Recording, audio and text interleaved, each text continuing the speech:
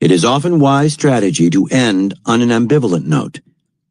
If you are reconciling with an enemy after a fight, subtly hint that you still have a residue of doubt, that the other side must still prove itself to you. When a campaign or project comes to an end, leave people feeling that they cannot foresee what you will do next. Keep them in suspense, toying with their attention.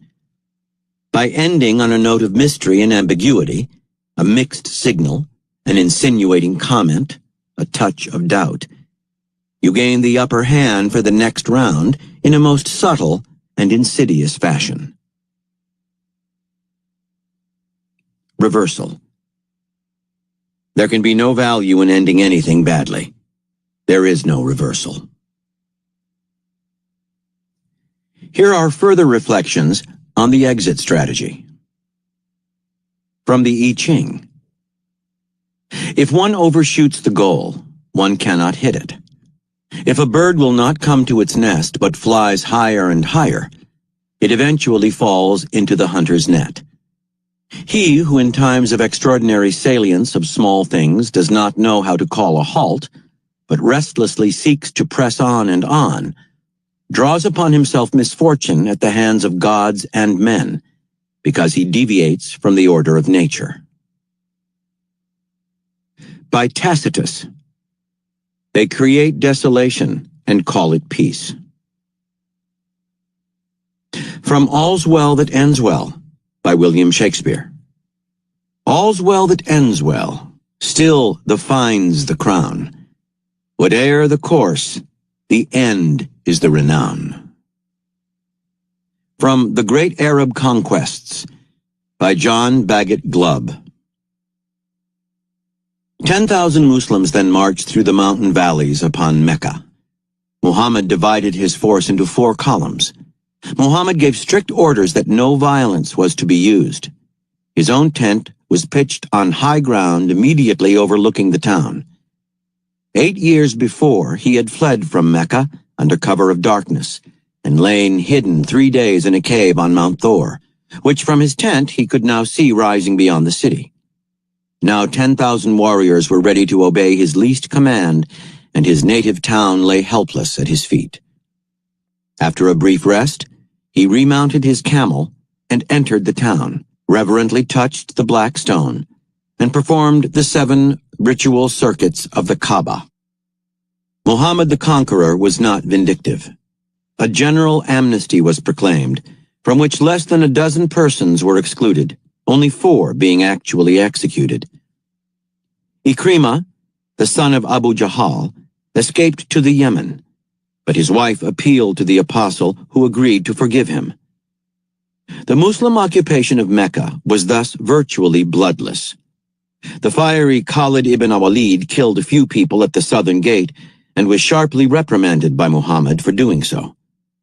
Although the apostle had himself been persecuted in the city, and although many of his bitterest opponents were still living there, he won all hearts by his clemency on his day of triumph. Such generosity, or statesmanship, was particularly remarkable among Arabs, a race to whom revenge has always been dear. His success had been won by policy and diplomacy rather than by military action. In an age of violence and bloodshed, he had realized that ideas are more powerful than force. By Ovid. Either don't attempt it, or carry it through to the end. From Strategy, by B.H. Little Hart. Indeed, deepening study of past experience leads to the conclusion that nations might often have come nearer to their object by taking advantage of a lull in the struggle to discuss a settlement than by pursuing the war with the aim of victory. History reveals also that in many cases a beneficial peace could have been obtained if the statesmen of the warring nations had shown more understanding of the elements of psychology in their peace feelers. Their attitude has commonly been too akin to that seen in the typical domestic quarrel.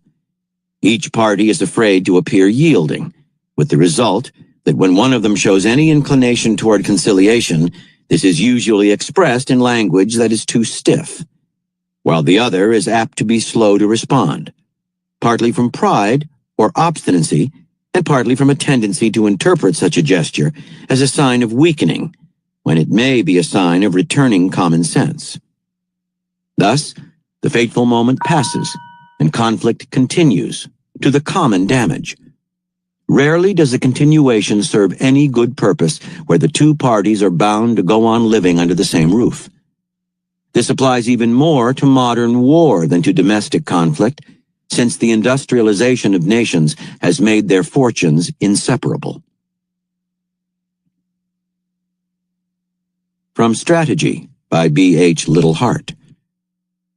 If you concentrate exclusively on victory, with no thought for the after effect, you may be too exhausted to profit by the peace, while it is almost certain that the peace will be a bad one, containing the germs of another war. This is a lesson supported by abundant experience.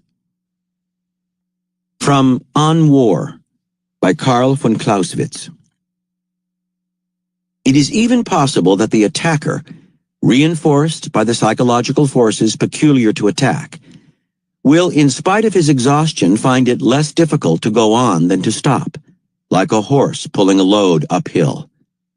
We believe that this demonstrates without inconsistency how an attacker can overshoot the point at which, if he stopped and assumed the defensive, there would still be a chance of success, that is, of equilibrium. It is therefore important to calculate this point correctly when planning the campaign. An attacker may otherwise take on more than he can manage, and as it were get into debt. A defender must be able to recognize this error if the enemy commits it, and exploit it to the full. In reviewing the whole array of factors a general must weigh before making his decision, we must remember that he can gauge the direction and value of the most important ones only by considering numerous other possibilities, some immediate, some remote. He must guess, so to speak. Guess whether the first shock of battle will steel the enemy's resolve and stiffen his resistance, or whether, like a Bologna flask, it will shatter as soon as its surface is scratched. Guess the extent of debilitation and paralysis that the drying up of the particular sources of supply and the severing of certain lines of communication will cause in the enemy. Guess whether the burning pain of the injury he has been dealt will make the enemy collapse with exhaustion, or, like a wounded bull, arouse his rage. Guess whether the other powers will be frightened or indignant, and whether and which political alliances will be dissolved or formed. When we realize that he must hit upon all this and much more by means of his discreet judgment, as a marksman hits a target, we must admit that such an accomplishment of the human mind is no small achievement. Thousands of wrong turns